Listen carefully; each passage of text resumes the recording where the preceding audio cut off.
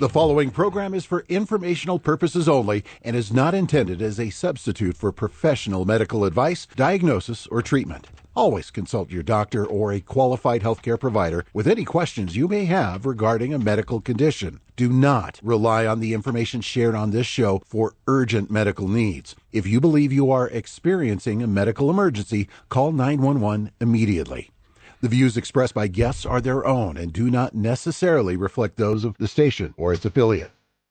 Welcome to The Doctor Is In, your weekly house call on the radio. It's where straight talk meets science. Join your host, Dr. Greg Sherr, every other week, joined by medical experts, specialists, and frontline pros, breaking down the issues that affect your health, your family, and your future.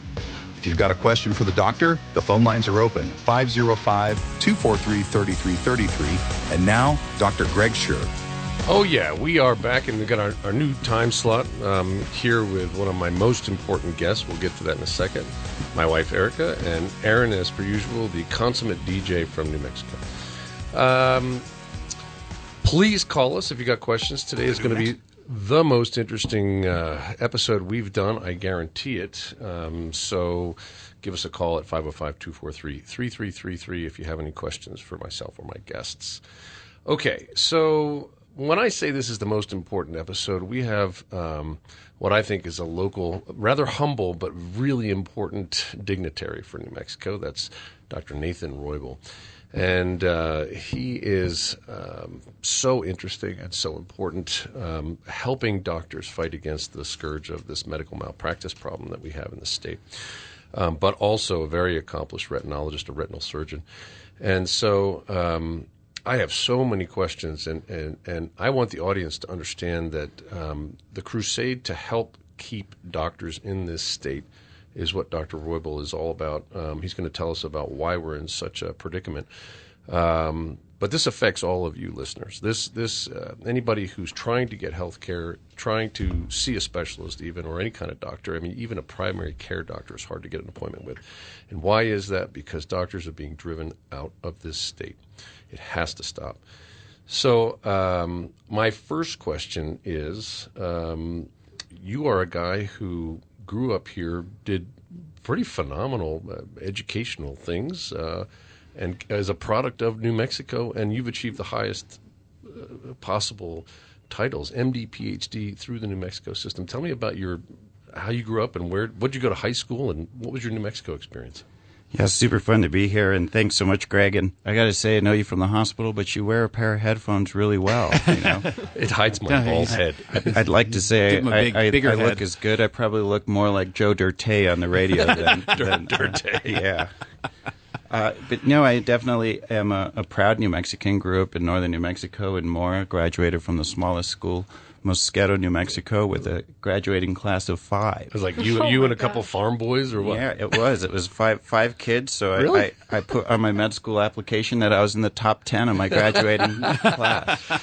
Very nice. And that was my entry into medical school, and went to New Mexico State undergrad, and then I was at UNM in the first class of the MD PhD program, and from there went on to UCLA.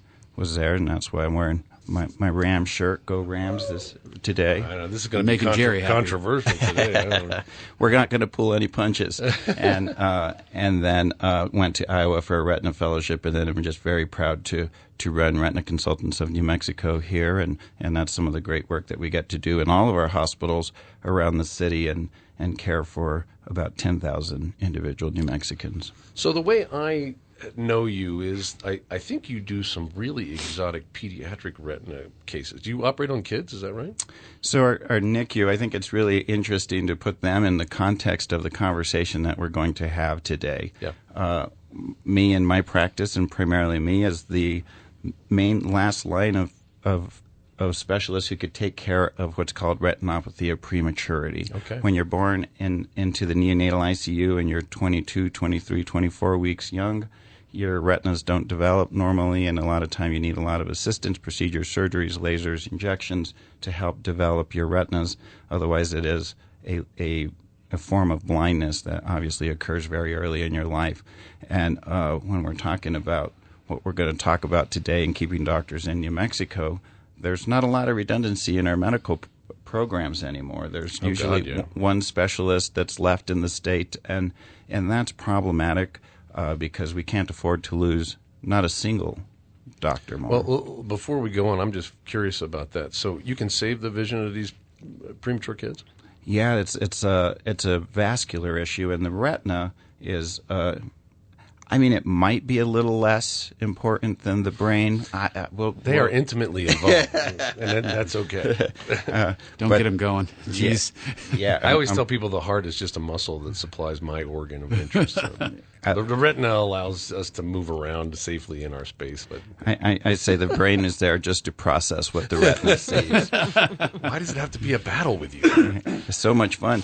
But no, the retina does not develop normal. It's a vascular issue, and we can save, and we do save the vision of overwhelming majority of these babies, which is really, really important. The neonatal ICU folks and docs are just doing extraordinary things. The miracles that are happening inside our neonatal ICUs and those little babies is just impressive, to say the least. So is it fair to say there's, maybe 2 of you that can do this in the state? Yes. That's the number? Yep. Okay, what's the number in Texas? Well, I think there's a lot more redundancy in the bigger states, but the problem is that we've lost. It's the doctors that we've lost. There is the issue: is our medical ranks are actually shrinking. Yeah. Every other state's ranks in the country are growing. There's a medical shortage nationally, absolutely. Yeah. We're predicted to be short on surgeons everywhere in the country.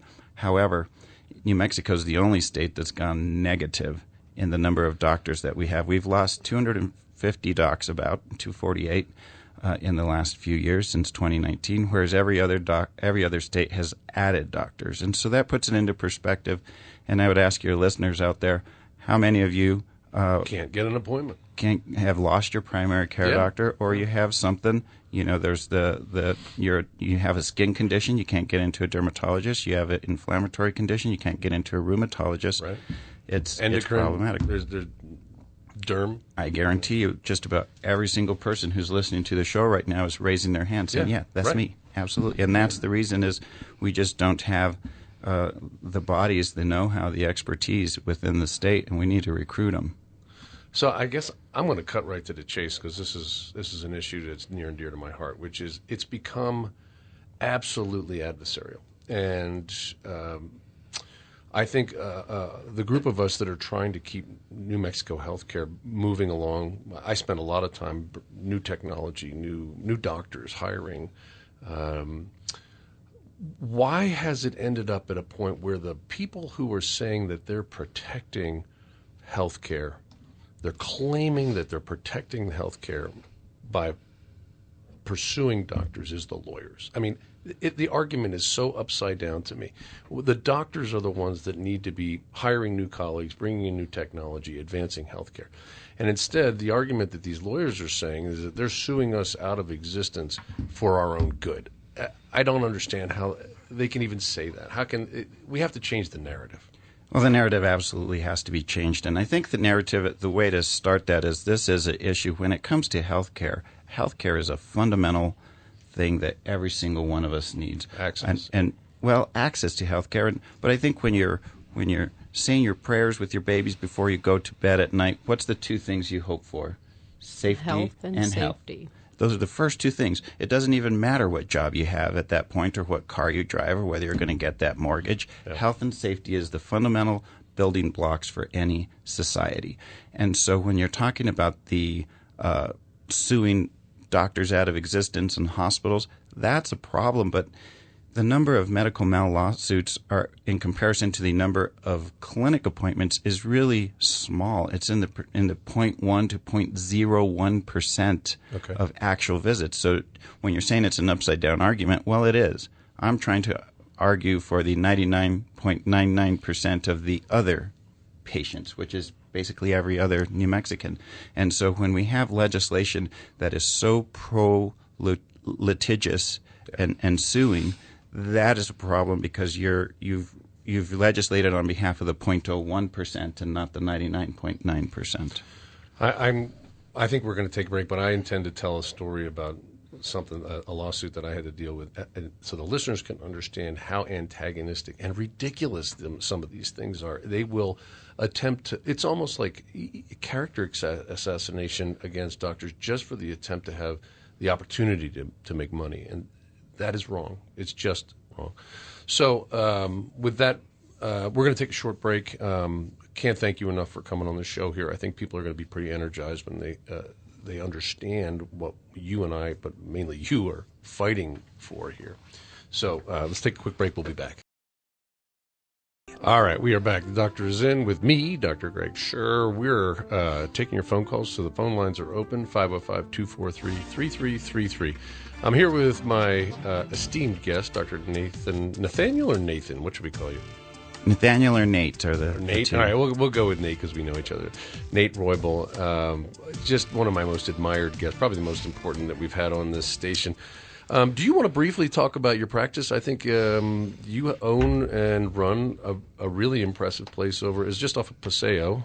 Where's your office and what do you do? We're in Paseo and San Pedro, Retina Consultants of New Mexico. We've to date seen about 10,000 individual New Mexicans. It's a fast-paced, high-flow clinic, and it's been a lot of fun being on the business side of medicine and really designing a clinic that is designed to be efficient for patients and see the volumes of patients that need to be seen in New Mexico, and at the same time building teams. And that's been maybe the most fun. I like that. The leadership best, part of it, and being able to compensate employees accordingly and see families getting built up as a result of a medical practice. And, when people's dreams start to come true and because of the works of your business, in this case it's Retina Consultants, buying homes and cars, and It's just an incredible feeling, and so it's just so much bigger.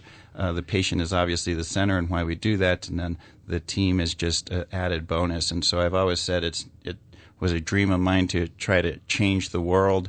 But in this case, I didn't realize I was going to get to change the world with people that I loved and admired, and that makes it so much more fun. That's cool. That's so funny you say that. Erica you can attest to this. Some days when I'm feeling burned out and angry about things, she reminds me, if you count up the people that work for you now, we built neurosurgery from nothing, right? So there was no neurosurgeons left at Presbyterian in 2020. And so now we have 6 of us, so that's 6 families, and then 6 to 8 PAs and their families. And then she's like, just remember all the ICU nurses that now do neurosurgery and the OR staff. And we started to count it up, and it's like 40, 50, 60 families that are affected by us having this department. So, and that's probably the thing that I'm the most proud of, is those folks have jobs. They have reasons to stay here for healthcare and build up the whole healthcare system. So I share that sentiment. It's probably the most important thing we do, and obviously you do it on the outside of an institution, and which I admire even more because I imagine that's tough. What kind of stuff do you see? Is it strictly retina problems? You do all ophthalmology, or we end up doing a little bit of everything because that's where the need is. If you need us, we'll see you. Period. Okay. Yeah, good. But in terms of the math of it, it's every doctor that you're talking about losing. When we talk about 248 doctors that we've lost, right. The math is about 12 to 1. They have 12 staff that they bring along with them, and in my case, and in your case, these are not sort of baseline jobs in terms of income. They're twice median income in New Mexico. Right, they're high-paying jobs for medical staff. And that's really important. But, retina, we're dealing a lot with diabetes, diabetic retinopathy, Sure. a lot of advanced age-related macular degeneration, both the dry and wet. Glaucoma, do you see that? A little bit. Not as much. In retina, they joke mostly we cause glaucoma. So, but high pressures. Yeah, I got you. We fix retinal detachments and help people with their floaters and epiretinal membranes, and so high surgical volume. It's a fast-paced, hands-on, procedure-oriented specialty, and that's what I love about it. If a patient needs to see you, is it usually somebody that's a person would be referred from their primary care doctor? How do they get to see you? Typically, we will take phone calls, and if somebody calls in and wants to be seen, we typically will see them, and that's been kind of our motto: is we try to see people, we try to see them quickly, and hopefully we can move the entire healthcare system towards that. So before I get to my story, which I really want to tell, You went out to UCLA. Why did you not stay in Rams country? Why did you come back? And by the way, the Lobo football team, I'm very proud of them as well. So maybe that was the draw. I don't know. But why? What made you want to come back home? Well, I think once you've been in New Mexico and you've seen this, Greg, and it's hard to get away from, and that New Mexico manages to implant its way in your heart in a special way that you just can't get away from. Land of entrapment. We'll use the brain, not the heart. You always come back.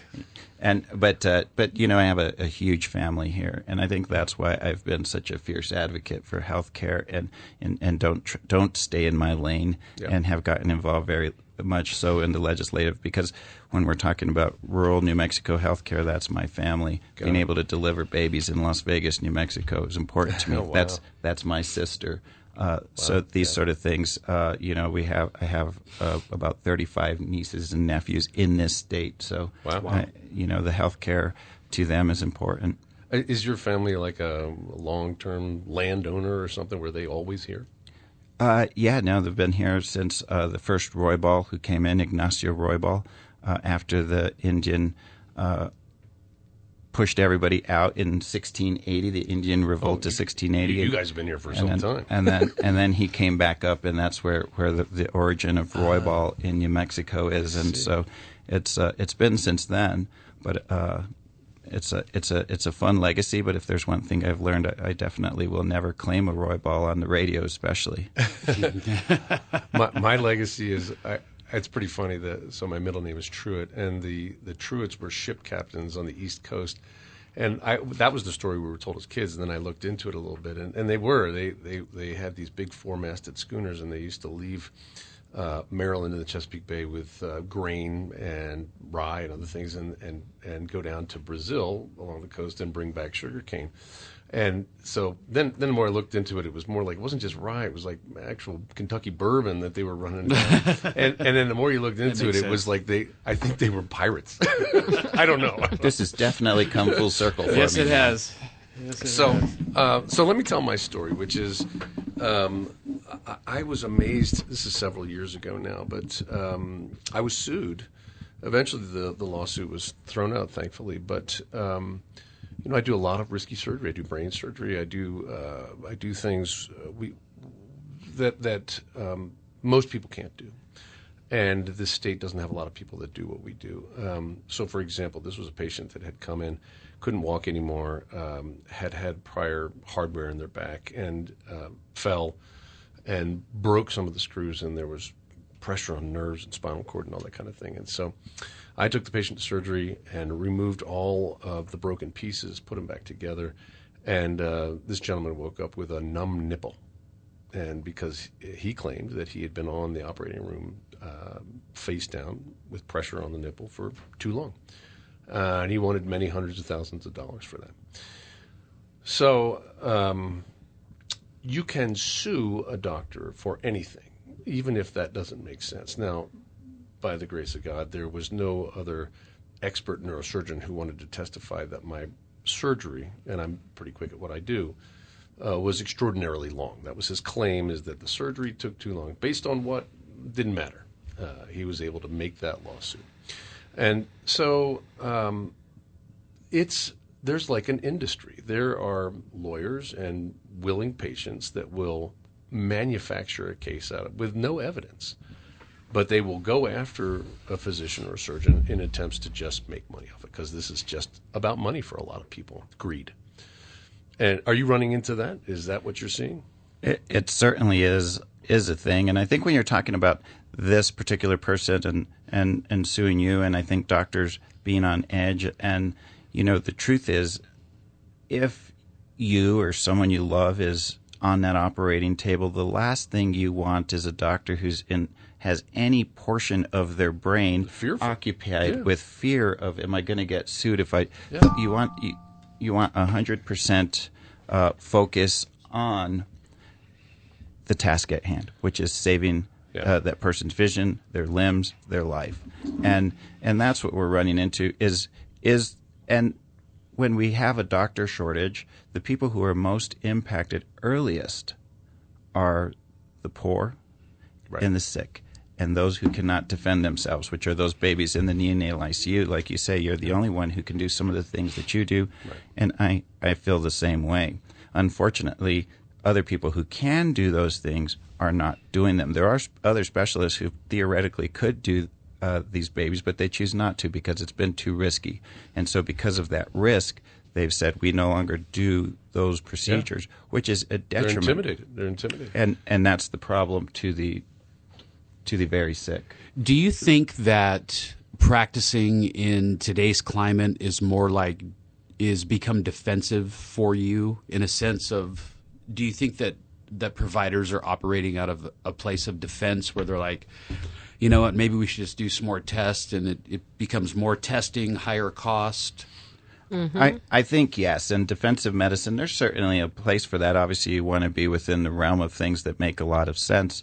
But yes, and we know that that's true based on a lot of our polling of docs that they are in a particularly defensive mode in New Mexico. And I think what I argue for our state is really, why don't we start setting, and none of us went to school to be and studied for 20 years to be in the bottom half. You know, Right. It irks me to hear that, you know, you're in the bottom half of anything. It's not in my personality. It's not in my DNA. It's not what I've done my entire life. I want to be the best. And let's give New Mexico medicine the opportunity to be number one. And wouldn't that be great for this state to have something that we're number one in? Oh, yeah. Look at this sunshine out this window here. It's absolutely incredible. Where else would you rather go to recover from a surgery in the winter than Albuquerque, New Mexico? I have fantasies of building a neurosciences hospital. And there's one not terribly far away that I admire so much, which is Barrow over in Arizona. But a neurosciences hospital that's dedicated, maybe neuro and ortho together, to those two specialties here in this state, which there's a tremendous amount of untreated orthopedic and neurosurgical issues. I mean, we now have 6 neurosurgeons. We still can't keep up with the business. We're going to have to hire more. All of these patient streams sort of came out of the woodwork when we opened the doors. New Mexico deserves a center of excellence in what I do and certainly in what you do. If you weren't here, what does a family do with a preemie? They go to Colorado, or and even now some of our babies get sent to Colorado, and again, but so you know, it's just a 6-hour drive for me or you, but for many New Mexico families, having a vehicle that runs well enough to get to Denver and having the resources to rent a room for months on end in Denver, it's a problem. And how long would that kid would be in there for a couple of months, right? Yeah, and so you know, you don't get to stay in your home city or home state, and the expense is just extraordinary, and that's why we say if you're poor, you're going to take a bigger hit on this. All right. Well, we're going to take a quick break. I am stop me from getting emotional. I'm so upset. We're with Nate Roybal, one of my good friends and an advocate for physicians here in the States. So give us a call. We'll come back, 505-243-3333 if you have any questions. This show is not a substitute for medical advice. Please consult your own doctor for information and advice on your specific medical condition or questions. All right, we are back. My good friend, Dr. Nate Roybal, who's an advocate for surgeons and doctors and keeping us doctors here in the state. And our problem is that it's become very adversarial between lawyers and doctors. And my wife, Erica, wanted me to sort of interject something real quick in this discussion, and that is that we didn't go to school for 20 years, right, Nate, to go hurt somebody. There are circumstances that we cannot control, and for the majority of us are working really hard, and we take it personally. It's we're perfectionists. We want to provide the best care, and obviously we can't always do that. But you know, the physician-patient relationship is so affected by this negative environment. It's really hard for us to be doctors when we're fearful about who's going to sue us next. And so she has a good point, and she takes it personally. She has to listen to me come home and be mad about whatever's going on. But I guess, Dr. Roybal, what we really need from you is an update.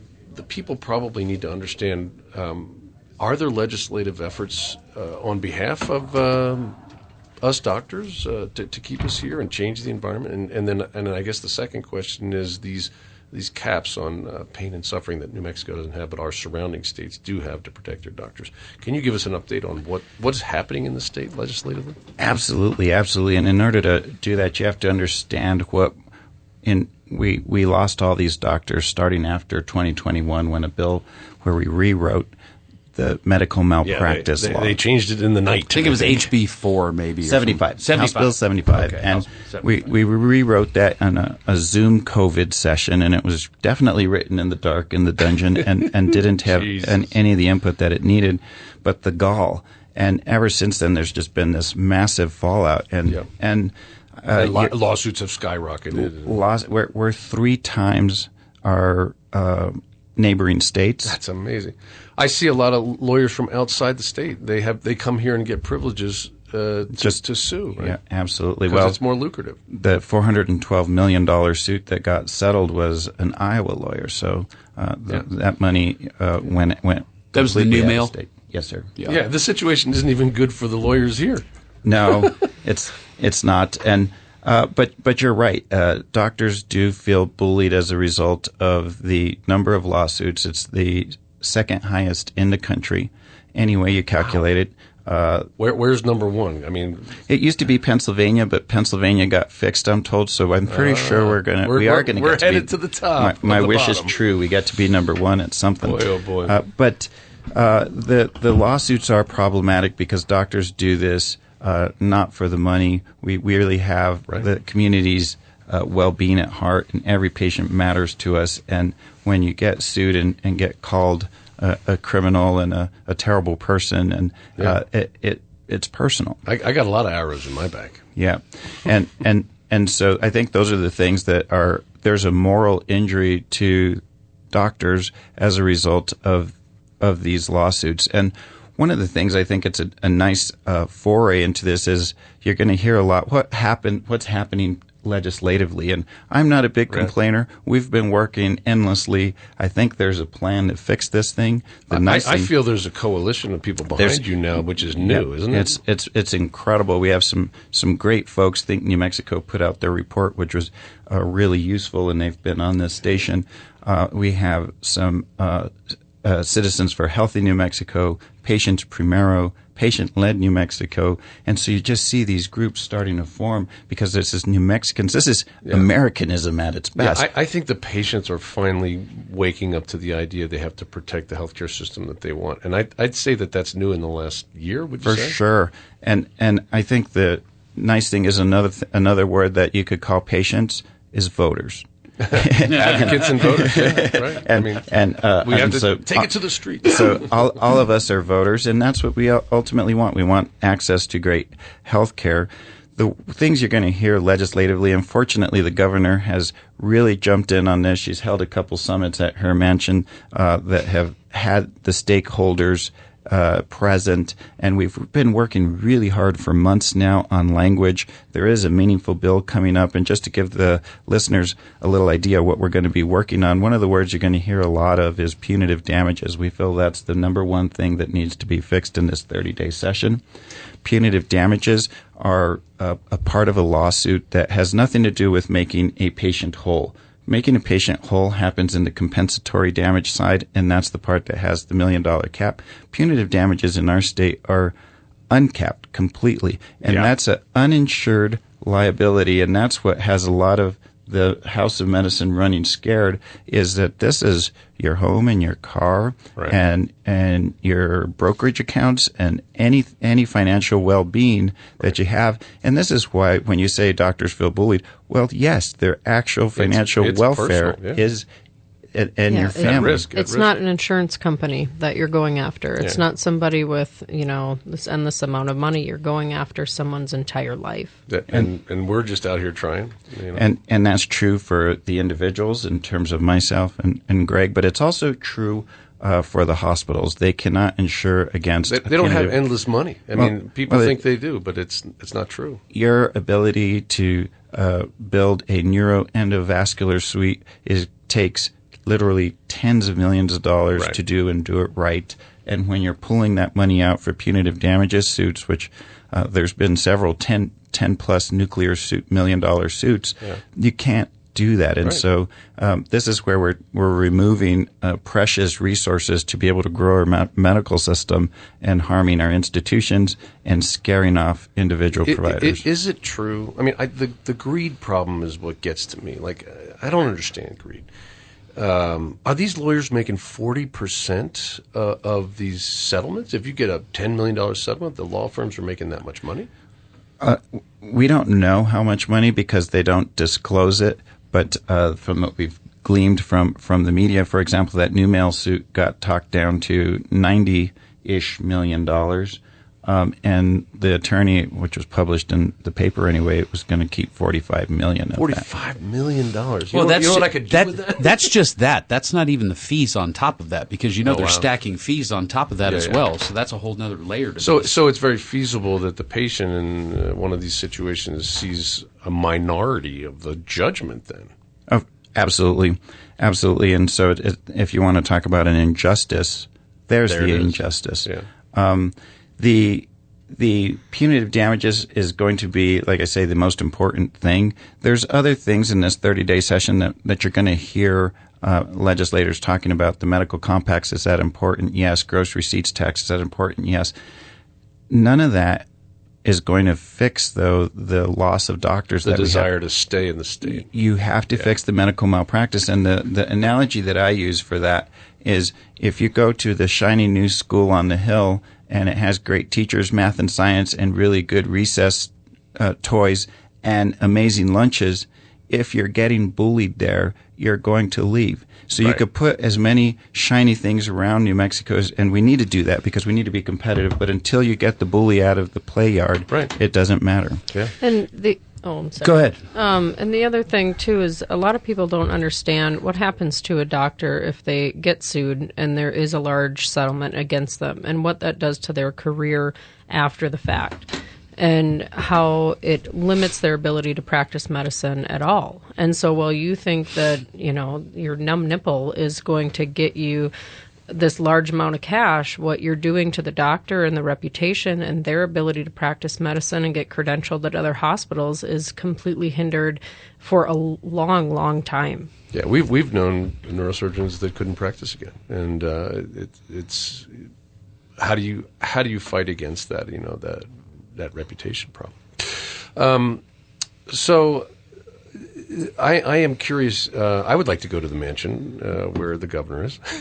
I assume you were invited there. Does she understand the gravity of the situation, do you think? I think she absolutely does. And I think that if you're using any sort of common sense, you realize that 2021 law had terrible effects. Yeah. And that's okay in the sense that, you're not going to bat 100%. We don't do it in the operating room, and we can't expect our legislators to do that either. Right. But when you have a law that's this atrocious and is just completely wrecking one of our fundamental systems, you got to admit it's not working. Whatever circumstances it was created, it no longer matter. Let's fix it. But also, let's not ask permission from special interest groups to fix it. I feel strongly that we don't need to ask trial attorneys for their permission to fix health care. I think it's like asking the cartel for permission to fix crime. We don't need to do it. This is going to be your legacy, too. I mean, you can send your kids to free child care, but, if you get sick, you're going to die because we don't have any doctors. Well, and that happens a lot. Or, you're going to go to another state, and we already talked about that. I guess we're going to take a break, but is it fair for us to say it's a crisis, right? This is a crisis, and it's not outlandish to think there could be a collapse if we lose any more of our doctors because our margins are razor thin right now. So it's so low, the supply of doctors to the needs of the patient, that we may end up where we can't even provide health care well enough, safely enough, because the remaining doctors are overwhelmed. You need a community to have an effective healthcare system, a community of doctors, a community of specialists, absolutely. Yeah, New Mexico should not be in a crisis. We have interested people who want to practice here. I have amazing cases. I do cases that in volumes of people don't see like me elsewhere in the country. It's important work we're doing here. So we're going to come back after a break. We got a couple of texts that I want to read. Just to give you a foreshadowing, 2 questions for you, Nate. One caller wants to know, can you explain tort reform? Can we please have it in New Mexico? And then the second question is, what did Pennsylvania do to solve the problems, and why can't we do that? So 2 really important questions. We will figure that out. We'll be right back after a break. All right, we are back with Dr. Nathan Roybal, and I couldn't be more proud of the work that he is doing to fight for the future of physicians here in New Mexico. We have a brain drain because there is an adversarial relationship, and the medical legal situation is pretty rough here. So he is my hero. We were kind of just going over what legislation can be done to help solve this problem. And we had a couple of texts that I just want to read. So one person said, complete tort reform in New Mexico, please. What is tort reform? So tort reform is exactly this, revisiting this Medical Malpractice Act and really trying to protect the interests of New Mexicans and making sure that New Mexicans have access to doctors. And in order to do that, tort reform, the things we're going to push for is a punitive damages cap. Okay. And I can answer part of the other question. The Pennsylvania is part of this. My Google guru Jerry is going to talk about that in a second. But so the word tort means legal reform, essentially. Correct. In terms of when you sue somebody, what are the guardrails that are there? And what we're arguing is there should be guardrails to make sure that one single suit can't bankrupt the only hospital in a region. That almost happened to Rehoboth Hospital in Gallup, $100 million settlement. Almost bankrupt the only hospital that provides care to 55,000 New Mexicans. And so how is that fair? And same thing when you have a legal precedent that is pushing and decimating the healthcare system, well, let's fix the guardrails. And that language has been put together. I think there's going to be some very meaningful bills. We're going to have to, legislatively, what does that mean? We hope that the governor heeds our advice and keeps the language that we really need in these bills. I think she will. But then we need the legislature to actually take this up. And there is 2 sides to this debate, and that's okay. Let's debate it, but that means let's get these bills heard the first week. And so what are the things your listener can do is call their legislators and say, we want a medical malpractice bill heard on the first opening day of session. It's a 30-day session. It's a crisis. And if it's that controversial, let's debate it. Yeah. And let's give New Mexicans in New Mexico the opportunity to really hash this out and come out with something that's absolutely amazing. But what's happened in the past is we've buried these bills till the last few days of the session when there's no prayer they're going to come out, and that way they don't want to deal with it. Well, they don't want their vote to go on record. So here's that's how they kill things. They just stall. Yeah. That's how you kill. So here's a very interesting follow-up text. I'm going to paraphrase it, but when your legislators are members of the Trials Lawyers Association, there's no incentive for them to change the laws currently lining their pockets. This is not my words. The most outrageous example of this is that there's a trial lawyer currently is the president in charge of the Senate Judiciary. They write the laws, the medical malpractice laws. Knowing that, how could anything change? Well, that's a huge problem, and the only way to change it is with public pressure. At the end of the day, it don't matter what your profession is. You should still be responsive to the voters in your district and ensuring that the common good. The common good is still outweighs your personal interests if you're worth your muster as a legislator. So George Cervantes is that legislator. Peter Wirth is the Senate Majority Leader. He's also involved in these suits. Mm-hmm. Katie Duhigg is also involved in these suits and is also a trial attorney. And so there's a whole list of these folks but the thing is, we're not calling them out by name. We give them the anonymity of getting to hide behind their position. And so I think that when we're talking to voters, like saying, hey, let's approach these folks and say, hey, hear that bill. And we want your vote on record so that we can remember that when you're up for re-election. Yeah.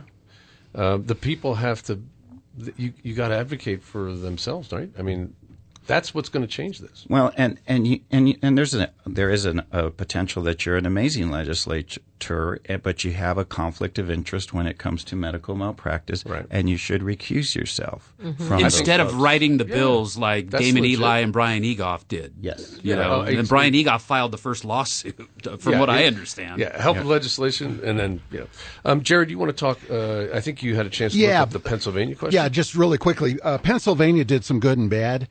So they did limit the amount of pain and suffering damages that they could be awarded, but they also expanded access to those to the customers, to the clients who. They can file from any county now in Pennsylvania that the doctor does practice or the group does practice. So it's gonna cause more. It can amplify the Well, number of suits. and if we were going to model a state, I would not use the second or worst state as a model. You know, our neighbor Texas did well. Our neighbor Colorado and Texas have amazing laws. California has amazing laws. Utah has a ban on this. Iowa has a complete punitive damages ban. So there's models out there that are amazing. Well, let's change it.